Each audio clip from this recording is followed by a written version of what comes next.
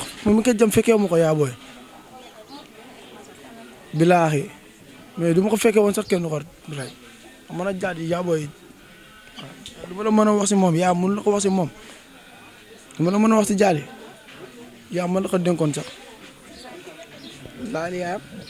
yaa mën la dénkoon jaat la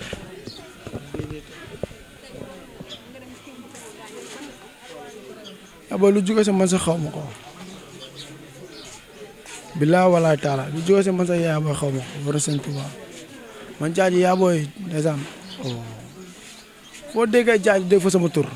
foo déggee sama tur dégg fa turu jaaj parce que sëñ Tuubaa ak biir ñëpp benn la. man xaritu jaaj laa magam ak sama mag ñooy ànd ba yàlla dogal man ak moom ñuy ànd waaw te année bu ne sama gaal lay dal ba Touba ñun ñëpp waaw sequñ dara lu ñaaw lépp day rafet mais maanaam. gis nga Kër Mbaye Fall fii dañ fay war a wax loo xam ne nii maanaam man damaa gàmm ji woon Tiwaawan laa demoon man waaw saret laa yoroon doon liggéey ko waaw mais damaa ñëw si yoon bi dañ ma wax ñu ma ni rey nañ jaaje ñu ne ko rey ñu ne ko tudd Baara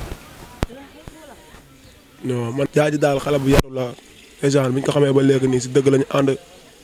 mosuñu ànd si loo xam ne nii neexul yàlla waaw billaay jeunesse bi tax xam ñu gën a xam fu ñu ko suñu tàng bu baax gën a xam fu ñu ko suñu tàng bu baax waaw waaw Sénégal loolu war a def ku rey ñu rey la ku sàcc ñu dagg sa loxo xam na ñu teg fa loi boo xam ne nii tamit loi bu normal la quoi surtout tamit suñu président yi tamit nañ jàppale jeunesse yi la ñu liggéey tamit dafa metti si àdduna